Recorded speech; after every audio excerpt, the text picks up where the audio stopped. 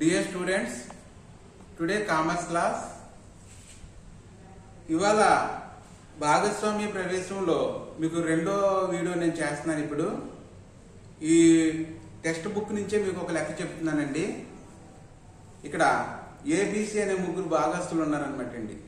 AB అనే వాళ్ళేమో పాత భాగస్తులు, సి అనేవాడేమో కొత్త భాగస్తులు. ఏబి నడుపుతున్న సంస్థలోకి సి అనే భాగస్తుల్ని ప్రవేశపెట్టుకుంటున్నారు. ఆ ప్రవేశపెట్టుకునే సందర్భంలో కొన్ని షరతులు ఉంటాయి. ఆ షరతులతోటి ఇందులో ప్రవేశపెట్టుకుంటున్నారు అనమాట అండి. వీళ్ళది పాత ఆస్తులు పెట్టుకుని మనకి ఇస్తారు. పాత ఆస్తులు పెట్టి అంటే ఏబీది మనకు ఆస్తులు పెట్టుకు ఇస్తాడు. మనం తయారు చేయవలసిన ఏంటంటే ఈ అడ్జస్ట్మెంట్లు అన్నీ కూడా, కండిషన్స్ అన్నీ కూడా సొల్యూషన్ చేసి అప్పుడు నూతన ఆస్తులు పెట్టి మనం తయారు చేయాలి. ఈ లెక్కలో మీకు నేను అన్ని వివరంగా చెప్తానండి. మొట్టమొదటిగా ఒక పాయింట్ తీసుకోండి. ఈ ఆస్తులు, అప్పులు ఇవి ఏ విధంగా మార్పిడి జరిగింది అది తెలుసుకోవాలంటే మనం పునర్మూల్యాంకన ఖాతాని తయారు చేయాలి. దీన్ని ఇంగ్లీష్లో రివాల్యుయేషన్ అకౌంట్ అని పిలుస్తారు. ఈ అకౌంట్ తయారు చేయాలంటే మీకు గతంలో చెప్పిన వీడియో మాదిరిగానే ఆస్తుల విలువ పెరిగితేనేమో క్రెడిట్లో వేయండి, ఆస్తుల విలువ తగ్గితేనేమో డెబిట్లో వేయండి.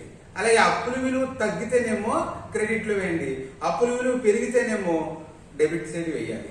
చూడండి, ఇక్కడ పునర్మూల్యాంకన ఖాతా నేను బోర్డు మీద చేసే ఉంచాను. ఇవ్వండి పునర్మూల్యాంకన ఖాతా. ఇక్కడ మనకి ఒక సర్దుబాటు చెప్తున్నాడు. యంత్రాలు ఇక్కడ 30,000 రూపాయలు పెరుగుదలని చూపిస్తున్నాడు అనమాట అండి ఈ లెక్కలో. అంచేత క్రెడిట్లో 30,000 వేసేసాం. అలాగే సరుకు కూడా 20,000 పెంచాడు అంటున్నాడు. సరుకు కూడా 20,000 పెంచాం, అది క్రెడిట్లో వేసుకున్నాం. ఇకపోతే రాని బాకీలు అనేది ఎప్పుడు డెబిట్లోనేనండి. ఇది అప్పు కింద భావించుకోండి. అప్పు విలువ పెరిగిందని మనం భావించాలి.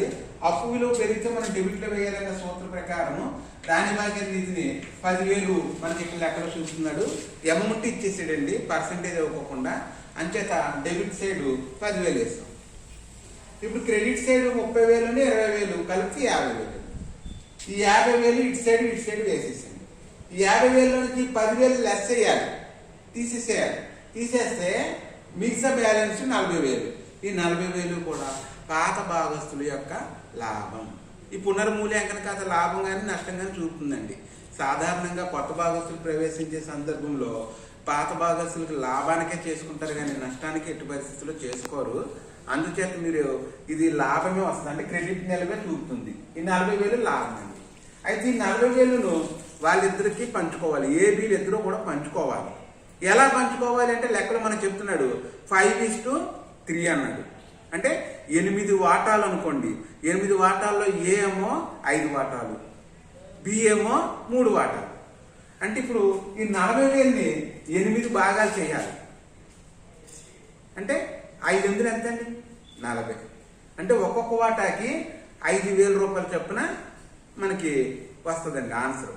అయితే ఇక్కడ 5 వాటాలు ఎవడు? ఏ. 5 5లు 25,000. ఇది కొంచెం చూడండి, ఏ మూలధనం. ఇది మూలధనానికి మళ్ళీ ఇస్తామన్నమాట ఈ లాభాన్ని 25,000. అలాగే 3 వాటాలు అంటున్నాడు కదా ఇడు, అంటే 3 5లు 15,000 అండి. ఇదిగోండి 15,000. బి మూలధనం ఖాతాలో ఈ 15,000 పడుతుంది. ఇది పునర్మూల్యాంకన ఖాతా యొక్క వివరం.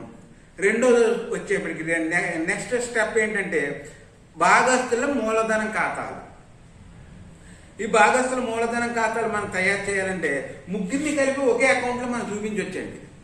అది ఎలాగో మీకు మొదటి వీడియోలో చూపించాను, ఇది రెండో వీడియో. ఇది కూడా చూడండి. భాగస్తుల మూలధనం ఖాతాలు చూడండి. డెబిట్ సైడు, క్రెడిట్ సైడు, ముగ్గురు పేర్లు రాస్తాం. ఇక్కడ వివరాలు చూడండి. ఏ, బి, సి. ఏ, బిలు అనేవాళ్ళేమో పాత భాగస్తులు, సి అనేవాడేమో కొత్త భాగస్తులు. ఇక్కడ ఈ క్రెడిట్ సైడ్ వచ్చిన మీరు బట్టి పట్టాలని చెప్పాను. 4 పాయింట్లు అండి. బయట తెచ్చిన నిలవ మొదటి పాయింట్ అండి. రెండోది గుడ్ విల్ ఖాతా, మూడోది నగదు ఖాతా, నాలుగోది పునర్మూల్యాంకన లాభం అండి. 4 పాయింట్లు వస్తాయండి ఏ లెక్కలైనా సరే. అయితే ఇప్పుడు మనకి ఇక్కడ తెచ్చిన నిలవ ఇది ఏది పాత ఆస్తులు పెట్టుకుని చూడండి, మనకు లెక్క ఇచ్చేది చూసారా. అందులో ఏ మూలధనమేమో 1,00,000 రూపాయలు, బి మూలధనమేమో 1,20,000. అంటే ఈ రెండింటికి మనం తెచ్చిన నిలవని రాసుకోవాలి. సి అనేవాడు కొత్తాడు కదండి, వాడికి ఉండదు. అందుచేత వాడి అకౌంట్లో మనం డాష్ పెట్టేసి రెండో పాయింట్ వచ్చినట్టు గుడ్ విల్ అండి. గుడ్ విల్ అనేది లెక్కలో మనకి ఎంత చెప్తున్నాడంటే 24,000 చెప్తున్నాడండి. 24ని 8 భాగాలు చేయండి. 8 భాగాలు చేస్తే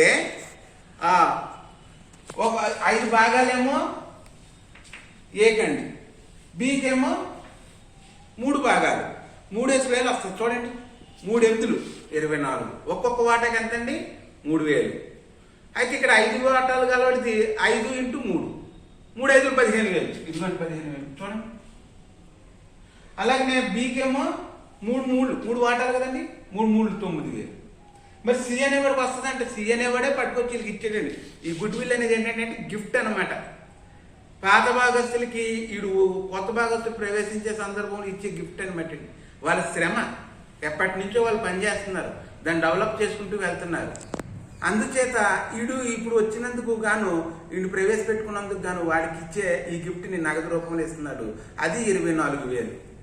ఆ 24,000 కూడా 15,000 ఏమో ఏ తీసుకుంటాడమ్మా, బి ఏమో 9,000 తీసుకుంటాడు, సికి ఏమో క్యాష్ ఏమో ఉండదండి, వాడే పట్టుకొచ్చి ఇచ్చాడు అనమాట. నెక్స్ట్ పాయింట్ చూడండి, నగదు. ఇది నగదు అవ్వదంటే సి అనేవాడు కొత్తగా భాగస్వామ్య సంస్థలోకి వస్తున్నాడు కనుక వాడు మూలధనం కింద తీసుకొస్తాడు. ఆ మూలధనం ఎంత అంటే ఇక్కడ 90,000 వాడు తెచ్చుకున్నాడు, వాడి అకౌంట్లో చూపిస్తాం. అలాగే ఇక్కడ లాస్ట్ పాయింట్ పునర్మూల్యాంకన ఖాతా లాభం. పైన మనం పునర్మూల్యాంకన ఖాతా వేసినప్పుడు 40,000కి పంచితే 25,000 ఏమో ఏకి, 15,000 ఏమో బికి వచ్చింది కనుక ఏదేమో ఏ దాంట్లో వేయండి 25,000, బి ఏమో 15,000, సికి ఏమి ఉండదు కదమ్మా, పాత భాగస్తుంది కనుక ఈ పునర్మూల్యాంకన లాభం పాత భాగస్తుంది కనుక సికి ఉండదు. ఈ విధంగా మనం ఈ మూలధనం ఖాతాల అకౌంట్ మనం తయారు చేయొచ్చు. ఇప్పుడు సి కౌంటింగ్ చేయండి 90,000, బి కౌంటింగ్ చేస్తే 1,44,000, ఏ కౌంటింగ్ చేస్తే 1,40,000. మరి డెబిట్ సైడ్ ఏమీ లేవు కనుక ఈ పట్టుకొచ్చి బ్రాకెట్లో వేసుకోండి. ఇక్కడ తేల్చిన నిలవని రాయాలి, తెలుసు కదా మీకు. ఈ అమౌంట్ పైన వేసుకోండి, ముగ్గురి కూడా వేసేసుకోండి. ఇక్కడ తేల్చిన నిలవ వస్తే ఈ బ్రాకెట్ కిందకి తీసుకురండి, బయట తెచ్చిన నిలవ, ఇవి కొత్తవి. అలాగే ఏది ఈ టోటల్ అమౌంట్ ఇక్కడ వేస్తాం. ఇది చూడండి, 1,00,000 రూపాయలు ఉండేదల్లా ఎంత పెరిగిపోయింది వాడికి.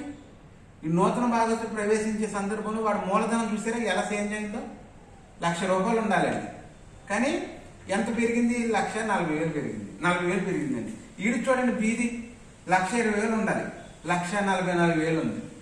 అలాగే సికి ఇప్పుడు కొత్తగా వచ్చాడు కనుక వాడి యొక్క మూలధనంలో ఉంటుంది 90,000. ఈ విధంగా ఈ రెండు కూడా ఇంపార్టెంట్ అయిన అకౌంట్స్ అండి. ఇకపోతే లాస్ట్గా మనం భాగస్తుల యొక్క నూతన ఆస్తులు పెట్టి వేయాలి. అది వెయ్యాలి అంటే నగదు అనేది ప్రభావం చూపుతుంది. ఎందుకంటే ఇక్కడ కొత్త భాగస్తులు సి 90,000 ఏమో నగదు కింద పట్టుకొచ్చి మళ్ళీ 24,000 గుడ్ విల్ కింద పట్టుకొచ్చాడు. అంటే 90,000 24,000 అది నగదులో ప్రభావం చూపుతుంది కనుక నగదు అకౌంట్ వేసుకో. చూడండి, నగదు ఖాతా. ఈ నగదు ఖాతా పాత ఆస్తుల పెట్టులో తెచ్చిన నిలవని మనం డెబిట్ సైడ్ చూపించండి 3,000. చూడండి, సి మూలధనం 90,000, గుడ్ విల్ కింద ఎంత తెచ్చాడు 24,000. మొత్తం ఈ 3 టోటల్ చేస్తేమ్మా 1,17,000. ఇది క్రెడిట్ సైడ్ ఏమి లేవు కనుక తేల్చిన నిలవ 1,17,000 బ్రాకెట్ వేస్తాం. ఇది తేల్చిన నిలవ పట్టుకొచ్చి తెచ్చిన నిలవ కింద రాసుకున్నాం. అంటే నూతన ఆస్తుల పెట్టులో 3,000 అలా నగదు ఎంత అవుతుందమ్మా ఇప్పుడు 1,17,000గా మనం చూపించాలి. ఇకపోతే ఆఖరికి ఈ ఖాతా కూడా మనం ఏది చూపించాలి, అది బ్యాలెన్స్ ఏది చూపించదు. అంటే గుడ్ విల్ పట్టుకొచ్చి ఇచ్చాడు నగదు రూపంలో గిఫ్ట్ కింద, కొత్త భాగస్తుడు నగదు పట్టుకొచ్చి ఇచ్చాడు 24,000.